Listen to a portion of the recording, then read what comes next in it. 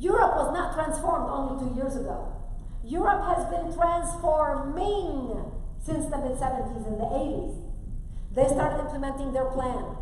And this is exactly why today in Europe, there are towns and cities that are considered no-go zone, where the police doesn't even like to enter. They're completely take over and run by Islamic thugs, Islamic radicals who are transforming these towns.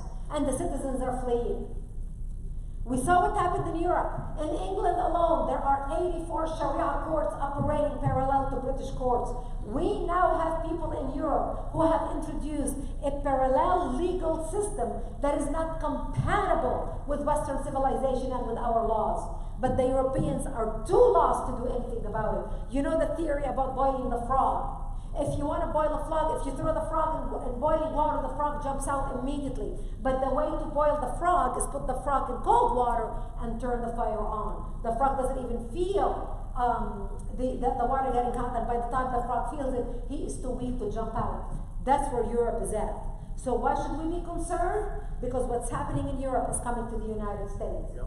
The policy of open borders, of letting everybody in, of letting people cheat the system, coming in here, overstaying their visa. We are seeing in America the same thing happening, and I haven't even started talking about the Mexican border. I'm just talking about people who are coming here legally and overstaying their visas and blending in. And the chain migration, which what President Trump talks about, wants to stop. The chain migration, you know what he's referring to? In Europe, the way the Europeans started getting all these foreigners coming in, they brought the Muslim workers under the, quote, here it comes, guest worker program. Have you heard that word before? We've heard about guest workers, haven't we? They brought the Muslims to Europe under the guest worker program for on a 2-year visa, because the Europeans wanted cheap labor to build Europe after World War II. So they decided that we can bring these people, they can work hard, they can build Europe, and then they realized, you know what, they're so cheap and we're loving them. We don't want to do these labors, we don't want to work in construction, our kids do not want to work in construction. So then they introduced the family reunification program. They decided, okay, we like these guest workers, but because we're such good people who are founded on Judeo-Christian values and we have big hearts, let's reunite them with their families. Let's let them bring their families in to be with them. So they introduced the family reunification program, where these guys were able to bring in their families. What are their families? Wife and many children, 8, 10 at a time. And because these guys don't make enough money, these families lived on the welfare system. And then they started having more families. And they created a whole generation of people living on the welfare system and feeling entitled. And we are seeing the same thing happening in the United States. What started in Europe as a guest worker program has overtaken Europe. Paris is burning. England is having problems. Belgium, Brussels, Sweden, I can go down the list. Germany is gone to the point of no return. What concerns us here in America is the Muslim Brotherhood wrote a plan for the destruction of the United States, written in 5/22/1991, the specific plan for North America. And here is the plan. How many of you have heard about this plan? Raise your hand. Okay, good. We have a very educated crowd here. Okay, so they wrote this plan about the destruction of the United States. And what makes this plan unique is it talks about every aspect of our society. And I'm just going to read you a paragraph of that plan to show you how open our enemy is in basically talking about their plan for the United States. And when I get to heaven, I'm going to talk to God about me having to wear glasses. I lived up until age 50 with 20/20 vision. I had no problem reading anything. All of a sudden, I have to wear glasses. Wait until I get to heaven. Is he going to hear it from me? And I'm convinced he's a man. Otherwise, he would have known I look better without glasses. Okay, understanding the role of the Muslim brother in North America. The process of settlement is a civilization jihadist process, which means a cultural process, with all the word means. The Ikhwan, which is the Arabic word for brothers, must understand that their work in America is a kind of grand jihad in eliminating and destroying the Western civilization from within and sabotaging its miserable house by their hands and the hands of the believers, so that it is eliminated and Allah's religion is made victorious over all other religions. Do they mince words? Do they beat around the bush? Are they clear in what they're saying? Of course they are. They tell us exactly what they want to do. But the most important page of this plan is the last page. This plan, by the way, was introduced as in the largest terrorism financing trial ever in the history of the United States, where our government handed down 108 guilty verdicts to Muslim Americans and Muslim American organizations, raising money in the United States to the tune of millions and sending it overseas to support terrorism. The majority of the money was raised in a $160 increment, which is the price of a suicide belt for a suicide bombers.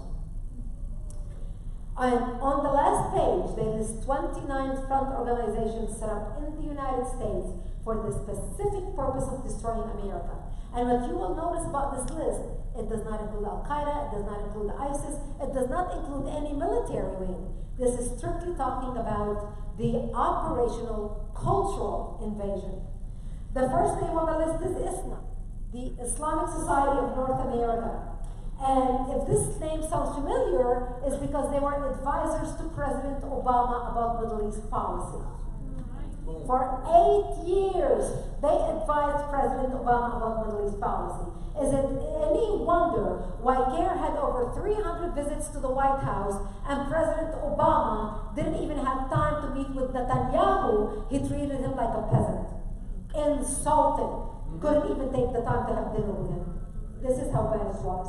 But that's where that was coming from.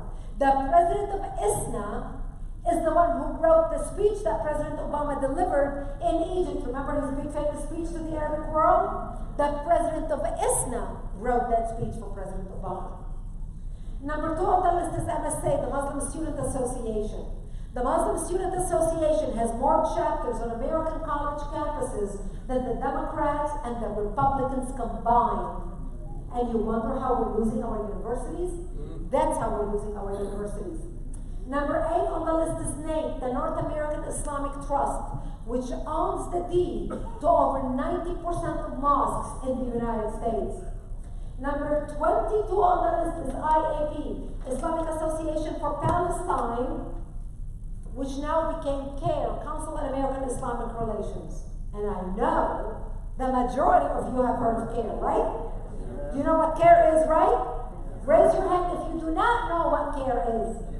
Oh, the right crowd.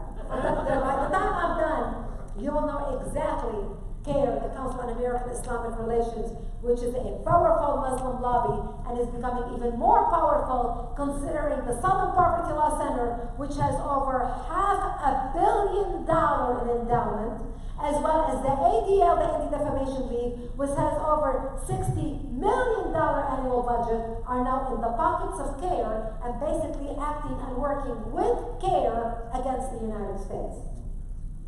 This is how bad it has gotten. But I'm going to focus from this point of my presentation. In this plan, they talk about sabotaging every aspect of our country. From the media, as I'm speaking to you, CARE has built a $20 million production center in Hollywood.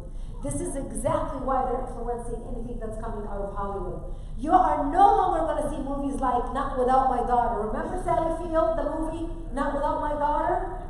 You're never going to see movies like that again coming out of Hollywood.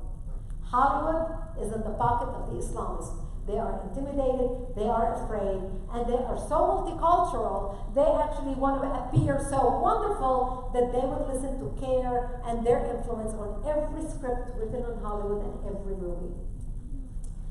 They have a program for libraries on how to put indoctrination materials in libraries. And at this point, I want to focus on education, because education is how you take over a country.